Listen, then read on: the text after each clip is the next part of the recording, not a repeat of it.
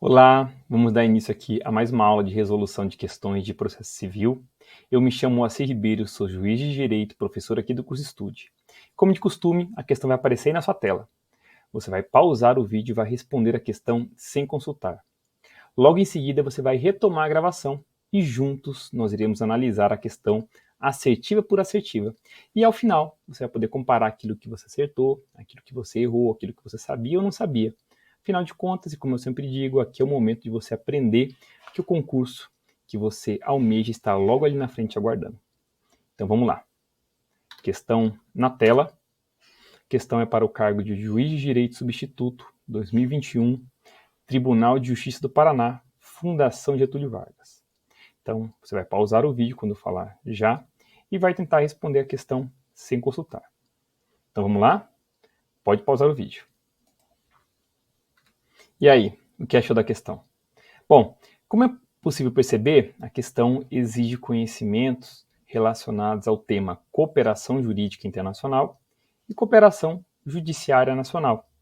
Então, antes de responder à questão e analisarmos juntos assertiva por assertiva, vamos fazer um breve resumo sobre cooperação jurídica internacional e sobre cooperação judiciária nacional. Então, vamos lá.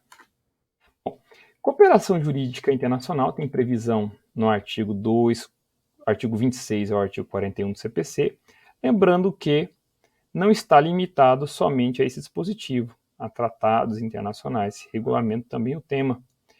E o conceito que a doutrina dá, dentre muitos outros, mas um conceito mais amplo, em sentido lato, cooperação jurídica internacional é o intercâmbio internacional para o cumprimento extraterritorial de medidas demandadas pelo Poder Judiciário de outro Estado. Então, nós temos como algumas espécies de cooperação jurídica internacional: extradição, homologação de sentença estrangeira, auxílio direto, objeto, ou seja, o que pode ser feito em sede de cooperação jurídica internacional. Então, os mais diversos atos processuais: citação, intimação, notificação judicial e extrajudicial, coleta de provas, obtenção de informações, homologação e cumprimento de decisão, concessão de medida judicial de urgência, assistência jurídica internacional, bem como qualquer outra medida judicial ou extrajudicial, não proibida na lei brasileira. E para fazer a cooperação jurídica internacional, é necessário observar algumas regras trazidas também pelo CPC. Respeito à garantia do devido processo legal no Estado requerente, não basta observar o devido processo legal somente no Estado requerido. A igualdade de tratamento entre nacionais e estrangeiros, residentes ou não no Brasil, em relação ao acesso à justiça e a tramitação dos processos, assegurando-se assistência jurídica aos necessitados. Publicidade processual, exceto nas hipóteses de sigilo previsto na legislação brasileira ou na do Estado requerente. Existente de autoridade central para recepção e transmissão de pedidos de cooperação, espontaneidade, ou seja, na transmissão de informações a autoridades estrangeiras, ou seja, não há imposição de uma autoridade estrangeira ser obrigada a fornecer informação a outra autoridade de outro país, até em razão do respeito à soberania nacional. Na ausência de tratado, a cooperação jurídica internacional poderá também se realizar, ou seja, poderá realizar-se com base na reciprocidade, manifestada por via diplomática. E essa reciprocidade não é exigida para a homologação de sentença estrangeira. Na cooperação jurídica internacional, não será admitida a prática de atos que contrariam ou produzam resultados incompatíveis com as normas fundamentais que regem o Estado brasileiro. O Ministério da Justiça exercerá as funções de autoridade central na ausência de designação específica. Então, em resumo, muito breve, esse é o resumo. Essa é a noção de cooperação jurídica internacional. Com relação à cooperação judiciária nacional, ela tem previsão lá no artigo 67 ao 69 do CPC. E um conceito que é dado pela doutrina é que seria um modelo de gestão de trabalho administrativo e processual, Administrativo, só para deixar registrado, é porque é uma resolução do Conselho Nacional de Justiça, resolução número 350, que regulamenta a cooperação judiciária nacional. E por isso que é administrativo também. Obviamente, nosso foco aqui é processual. Nesse modelo de gestão administrativa e processual, os órgãos judiciários eles estabelecem relações entre si ou com outras instituições, por meio de instrumentos e atos jurídicos que visam a otimização da gestão judiciária e da gestão da competência processual. Espécies de cooperação judiciária nacional: carta precatória, carta de ordem, carta arbitral, auxílio direto e atos concertados entre juízes cooperantes. O objeto. Bom, o objeto também é muito amplo. Reunião, apensamento de processo, prestação de informações, citação, intimação, produção de prova, efetivação de tutela provisória, facilitação de habilitação de crédito na falência, centralização de processos repetitivos. Sujeitos: os órgãos do Poder Judiciário, estadual, federal, especializado ou comum, ou seja, todos os órgãos do Poder Judiciário, inclusive os tribunais superiores. E aqui eu quero deixar registrado o seguinte: disposições gerais, nesse primeiro ponto, todos os órgãos do Poder Judiciário devem observar o dever de recíproca cooperação. Então, o artigo 67 ele estabelece um dever de recíproca cooperação entre os órgãos do Poder Judiciário. E, além disso, também, ele estabelece que o pedido de cooperação jurisdicional de um órgão para outro deve ser prontamente atendido. E, para fazer esse pedido, deve ser observada a liberdade das formas. E aqui eu quero fazer uma breve observação de que o que se entende por esse dever de recíproca cooperação. Esse dever de recíproca cooperação não é um dever de resultado, é um dever de conduta entre os juízes, ou seja, os juízes eles devem se empenhar para atender ao pedido de cooperação, mas eles não são obrigados a necessariamente cumprir a uma solicitação de cooperação. Esse dever de recíproca cooperação ele concretiza a aplicação do modelo cooperativo de processo em relação entre juízes.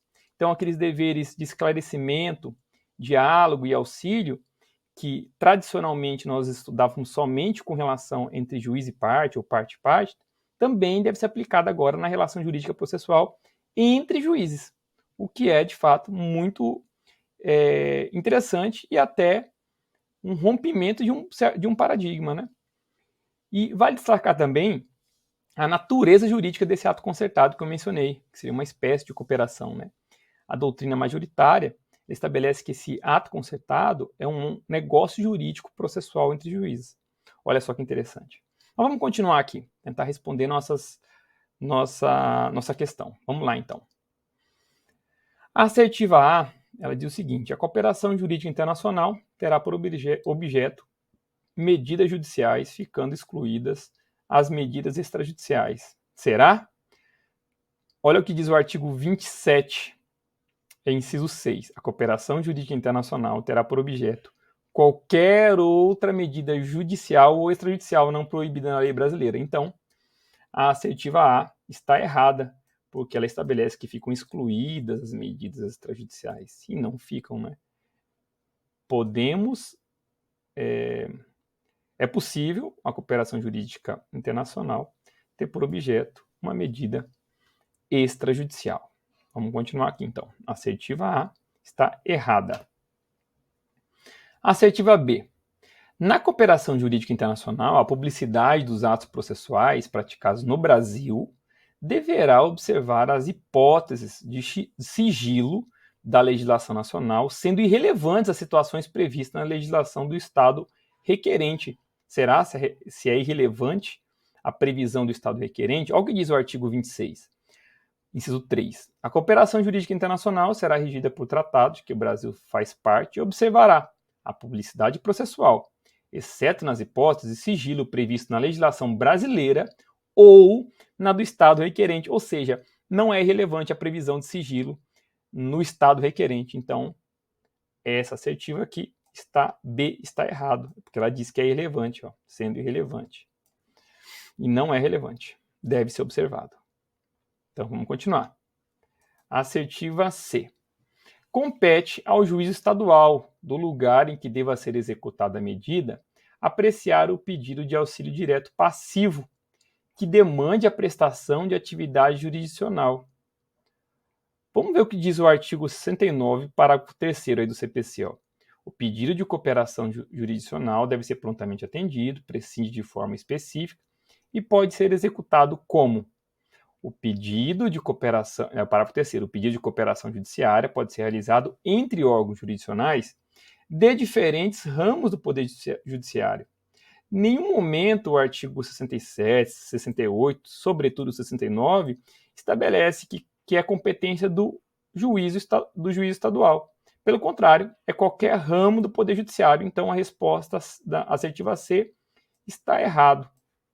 E também aqui vale fazer um destaque que esse prontamente atendido aqui, do 69, ele deve ser interpretado no seguinte sentido. Não significa que o pedido de cooperação deve ser, quando solicitado, deve ser cumprido. Esse prontamente atendido significa respondido. Então, o pedido de cooperação jurisdicional deve ser prontamente respondido. É essa a interpretação que deve ser feita, deve ser aplicada ao artigo 69, caput. Ok? Então, assertiva C, errada, porque isso pode ser feito entre qualquer ramo do poder jurisdicional. Não estabelece uma competência específica do juízo estadual para cumprir um auxílio direto. Vamos continuar aqui, então. Assertiva D. Os atos concertados entre juízes, ou seja, um negócio jurídico processuais entre juízes, cooperantes, poderão consistir no estabelecimento de procedimento para efetivação de medidas e providências para recuperação e preservação de empresas. Olha o que diz o artigo 69. O pedido de cooperação jurisdicional deve ser prontamente atendido, prescinde de forma específica e pode ser executado como? Parágrafo 2º. Os atos concertados entre juízes cooperantes poderão consistir, além de outros, no estabelecimento de procedimento para a efetivação de medidas e providências para recuperação e preservação de empresas. Então, como se percebe, esta assertiva está o quê? Correta, exatamente o que diz o texto legal, artigo 69, parágrafo 2º, inciso 4 do CPC. Então, resposta, letra D. Vamos olhar a letra E agora. O que diz a letra E? O pedido de cooperação judiciária não pode abranger atos relacionados à facilitação de habilitação de crédito na falência. É o contrário disso, né? É o contrário. Olha o que diz o 69, parágrafo 2º. Os atos concertados entre juízes cooperantes poderão consistir, além de outros, no estabelecimento de procedimento para facilitação de habilitação de crédito na falência e na recuperação judicial. Então, está errado. Assertiva E está errado. Então, nossa resposta final ficou como letra D. Esse é o gabarito definitivo. E aí, o que acharam da questão? Espero que tenham gostado e sanado as dúvidas a respeito da questão. De toda forma, o curso Estude se coloca à disposição para sanar qualquer eventual dúvida sobre a questão discutida e sobre as outras que ainda discutiremos. Então, forte abraço, foco nos estudos e até mais.